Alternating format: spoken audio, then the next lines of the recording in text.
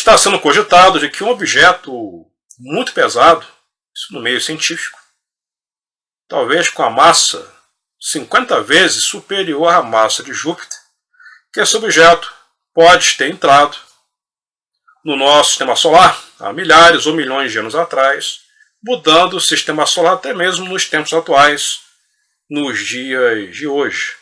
Seria Hercólobos? Seria o objeto que estudamos aqui? Afinal de contas, se o objeto possui 50 vezes a massa de Júpiter, já é considerado não um planeta, mas sim uma estrela de classe anã marrom. Isso é possível? Seria possível uma estrela entrar dentro do nosso sistema solar? É claro que seria possível, por que não? Tudo está em constante movimento e também em constante transformação. Então surgiu um artigo, um debate científico da possibilidade de um objeto pesado ter entrado no sistema solar, inclusive mudando, modificando as excentricidades dos planetas, Urano, Netuno, porque esses planetas eles estão muito afastados do nosso sistema solar, como se uma grande massa estivesse modificado as órbitas desses planetas até nos tempos atuais. Ou seja, o que eu quero dizer é que a configuração do nosso sistema solar, todo o sistema, incluindo Terra, Vênus, Marte, a nossa Lua e tal, pode ter sido influenciada, não de forma natural com o passar dos anos, mas pode ter sido influenciada por algum visitante intruso. Isso que a matéria diz, e já já eu vou ler para vocês. Esse é o nosso sistema solar, muito bonito, uma ilustração, é claro. Portanto, esses planetas gasosos, Júpiter, Saturno, Urano, Netuno, como por exemplo até mesmo entre Júpiter, bem aqui, e Marte. Vou ampliar para vocês. Existe um cinturão, pena que nessa ilustração não tem, mas existe um cinturão de asteroides bem aqui, ó. Marte e Júpiter. Existe bem um cinturão de asteroides aqui, tá? Fragmentos de rochas representando que um planeta explodiu e formando realmente um cinturão. Mesma coisa, após o planetoide, Plutão, existe um cinturão que é chamado de cinturão de Kuiper. Então provavelmente alguma coisa pode ter colidido com alguns planetas ali existentes. Então um outro sinal de que o nosso sistema solar ele realmente sofreu mudanças é a inclinação desse camarada aqui, ó. Vamos a Netuno. Temos aqui Saturno, Urano e Netuno bem aqui em cima, Tá dando para ver só um pedacinho dele. Praticamente é o último planeta. Perdão, corrigindo, Urano. Tá? Urano, não é Netuno, não, é Urano. Urano ele tem uma inclinação de praticamente 98 graus. Ele rotaciona praticamente assim, deitado. Tá? E foi sugerido que a explicação para isso seria o próprio peso de seus anéis que o deitou. Uma outra teoria seria o impacto de um grande cometa que acabou deitando o planeta. Também não vejo muita lógica. A teoria mais convincente seria que algum objeto muito pesado passou próximo de Urano e o deitou, como se fosse um grande reboque. Então vemos que a comunidade científica na astrofísica está abrindo a mente para a possibilidade de algo entrar dentro do nosso sistema solar. Eu vou ler as informações para vocês. O que eu quero dizer com isso, meus amigos? Que estamos no caminho certo, de acordo com o objeto com que estudamos, pelo menos eu e a maioria dos seguidores, eu acredito que a grande maioria, talvez 60% a 70%, também acredita que um objeto muito massivo entra no nosso sistema solar de forma periódica, provocando grande mudança. Talvez até mesmo as mudanças climáticas já pode ser um sinal de que algo estaria para entrar no nosso sistema solar, e já estamos sentindo as consequências. Tanto é que todos os planetas do sistema solar também estão passando por mudanças climáticas, e eu explico isso aqui com vocês. Os asteroides eles estão chegando aos montes. Eu vou fazer mais pesquisas e apresentar para vocês, tá ok? Mas o grande X da questão é que a ciência ela já está começando a olhar da mesma forma com que nós estamos olhando aqui.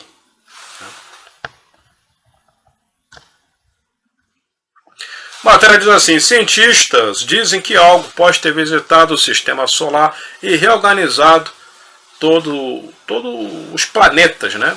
Vamos dizer, como inclusive eu me lembrei da Cássia Eller, né? Quando o segundo Sol chegar para realizar as órbitas dos planetas. Agora, um novo estudo ainda não revisado por pares sugere que um enorme objeto interestelar, veio de fora, com até 50 vezes a massa de Júpiter, pode ter sido responsável por tirar os planetas de suas órbitas originais, mostrando que talvez nem mesmo o Sol possa nos proteger do caos causado por intrusos gigantescos. Tá? Então, 50 vezes a massa do Sol. Observe essa imagem que eu separei. Vou tirar meu rosto lindo, maravilhoso de Cristiano Ronaldo e de Miguel Dias, ator do seriado Cobra Kai. Observe essa imagem aqui.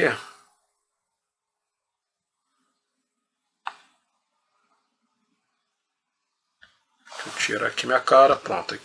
Então observe essa imagem, o Sol no meio, Júpiter e as anãs marrons, e do outro lado os planetas gasosos. Ou seja, os objetos que possuem uma massa acima de 13 vezes a massa de Júpiter já é considerada uma anã marrom.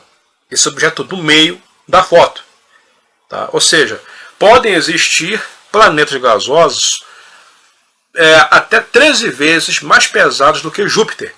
Acima de 13 já é considerada uma estrela fracassada, uma estrela anã marrom. Então esse objeto contendo 80 massas de Júpiter já consegue brilhar como o nosso Sol. Já teria massa suficiente para desencadear uma reação termonuclear, a fusão nuclear.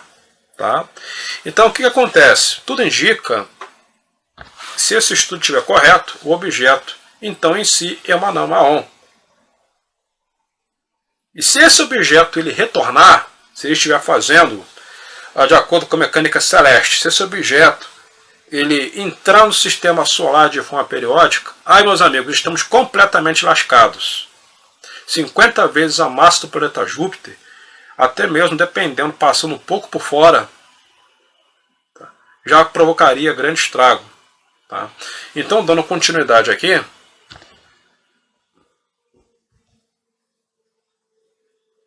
o trabalho se junta a outros estudos que propuseram sobre voos interestelares para explicar excentricidades nas órbitas de certos objetos no sistema solar.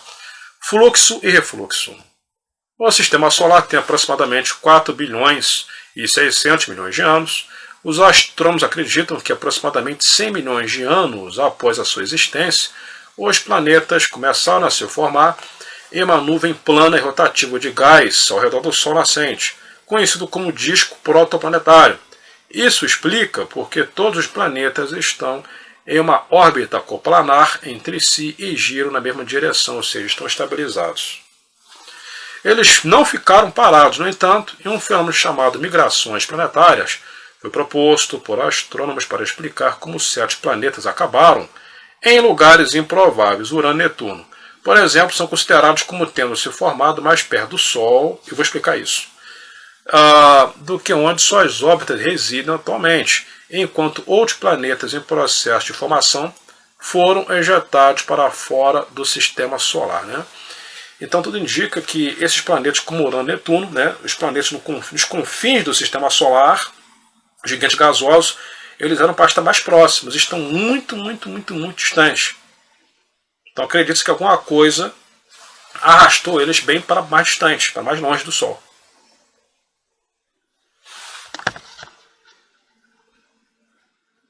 Até agora, a teoria predominante para essas perturbações era que elas eram causadas por interações gravitacionais entre os próprios planetas, que podem empurrar e puxar uns aos outros para fora de suas posições originais, e também pela influência do próprio disco protoplanetário, que poderia varrer os mundos incipientes e jogá-los em outro lugar. Vou aproveitar e mostrar uma ilustração desse disco protoplanetário.